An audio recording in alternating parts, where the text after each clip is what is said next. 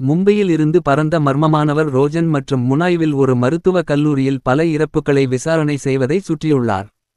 லக்ஷ்மி நடித்தார். அவர் தனது தொழில்துறைக்கு சந்தேகம் மற்றும் லிசி நேச்சர் மாயத்தில்தான் மனநல நோயாளிகளுக்கு ஒரு இயற்கையின் கணக்கை தடுத்து நிறுத்துகிறார். இருப்பினும் அவர் விரைவில் அண்ணா பாசோமா மூலம் பாதிக்கப்பட்டுள்ளார் என்று தெளிவாகிறது.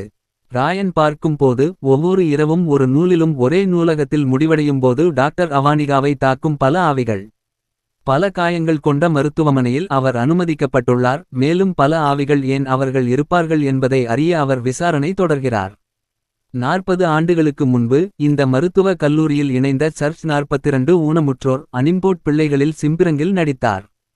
கர்ப்பத்தில் குழந்தைகளின் வளர்ச்சியின் மீது ஒலி பற்றிய படிப்பினைகளை அவர் படித்தார். இந்த ஊனமுற்ற குழந்தைகள் ஒலி அடிப்படையிலான சிகிச்சையிலிருந்து பயனடையலாம் என்று நம்பினர். 42 குழந்தைகள் பரிசோதிக்கப்பட்டனர் மற்றும் மர்மமான சூழ்நிலைகளில் இறந்ததாக ரோஹான் கற்றுக்கொண்டார். முதிய வியாபார் கேஸ்கெட் தயாரிப்பாளர் அவரை தங்கள் கல்லறைகளை காட்டுகிறது. அவர் இந்த தகவலை டாக்டர் அவந்திகாவுக்கு மாற்றுகிறார். அவர் குழந்தைகளால் இலக்குள்ளதை ஏன் கேள்விப்பட்டார். அவர் ஜெனிபர் உண்மையில் டாக்டர் டயானா யார் தற்காலிகமாக வைத்திருந்தார். டாக்டர் அவானிகா மூலம் சிகிச்சையளிக்கப்பட்ட சிகிச்சையின் தரிசனங்களை வழங்குவதன் மூலம் அவர் மீது அவர் கடந்து செல்லும் போது அவர் தூங்கிக் கொண்டிருந்தார். ஜோடி இறுதியில் ஜெனிபர் இன்னும் கோமா நிலையில் காணலாம். டாக்டர் அவானிகா தனது மேற்பார்வையாளரை விட ரோஜனுக்கு தெரிவிக்கிறார். அவர் டாக்டர் டயானா என்று கூறினார். மேலும் அவர் தொடர்ந்து தனது மயக்கமயமாக்குவதற்கு அறிவுறுத்தப்பட்டார். அவர் அதை செய்ய நினைக்கவில்லை என்று சொன்னபோது அவர் மருத்துவரிடம் கூடிவந்தார். டாக்டர் அவானிகா பின்னர் இறந்த 3 மருத்துவ மாணவர்கள் டாக்டர் டயானாவை பார்த்து அவர்கள் நிராகரிக்கப்பட்டு அவளுக்கு மிகவும் குறைவாகவே இருந்தனர். டாக்டர் டயானா ஏற்கனவே இறந்துவிட்டதாக ரோஜன் வலியுறுத்துகிறார். ஆனால் யாரோ அதை கவரோசியாக கொண்டு வருகிறார்கள். அவர் தனது வாழ்க்கையை துண்டித்து அவரை கைது செய்ய தொடங்குகிறார்.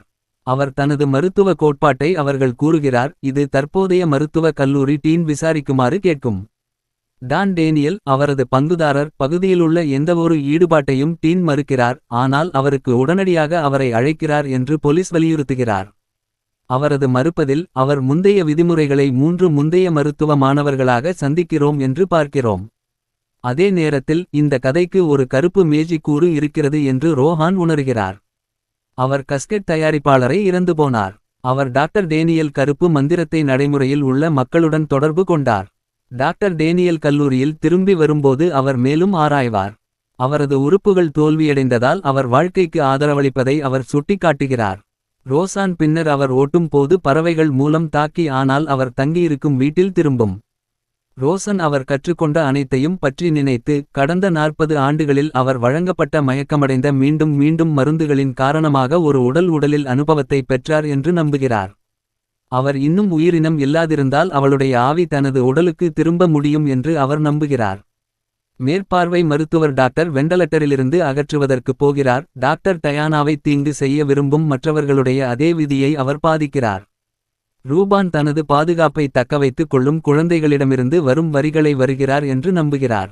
இதற்கிடையில் ரோஜனின் பங்குதாரர் மீண்டும் மும்பையில் மீண்டும் அனுப்பிய அனைத்து ஆடியோ கிளிப்பையும் பகுப்பாய்வு செய்து நான்சி டேனியல் கேட்கிறார். ரூபான் மற்றும் டாக்டர் அவானிகா டாக்டர் டயானாவை மீண்டும் நூலகத்திற்கு அழைத்துச் செல்லும்படி முயல்கிறார். அதனால் அவர் குழந்தைகளின் ஆவிகள் உதவ முடியும். டாக்டர் அவானிகா நூலகத்தில் அல்ட்ராசவுண்ட் சிகிச்சையில் ஒரு புத்தகம் கண்டுபிடித்து இது உண்மையான குற்றவாளி டாக்டர் டேனியல் மனைவி டாக்டர் நான்சி என்று தெரியவந்தது.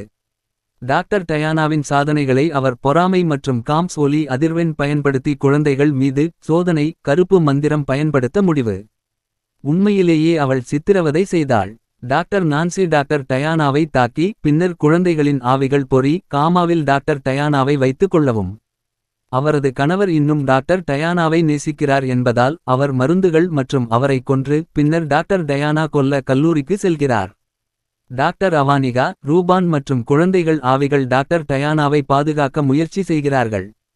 ஆனால் டாக்டர் நான்சி மக்கள் கொலை செய்ய பயன்படுத்திய தீவிர மீயொலி ஒலிகளை தட்டி ஒரு விசாரணை உதவி அணிந்துள்ளார். அவர் மீண்டும் மந்திரம் தொடங்குகிறது. ஆனால் டாக்டர் டயானாவின் ஆவி தனது உடல் திரும்ப வேண்டும். ரூபான் அவரது குழந்தைகள் மற்றும் குழந்தைகள் உதவ பியானோ வகிக்கிறது. குழந்தைகள் ஆவிகள் அவரது விசாரணையை உதவுவதாகவும் டாக்டர் டயானா மற்றும் குழந்தைகளின் தவறான குற்றச்சாட்டுக்கு பங்களித்துள்ள மற்றவர்களுடைய அதே விதியை அவர் பாதிக்கின்றார். டூடியா இப்போது வயலின் மற்றும் அந்த குழந்தைகளை நடத்தும் ஒரு குழந்தையின் வீட்டிற்கு வருகை தரும் ரோஹான் மற்றும் அவந்திகா ஆகியவற்றிற்கு வேகமாக முன்னோக்கி செல்லும் படம்.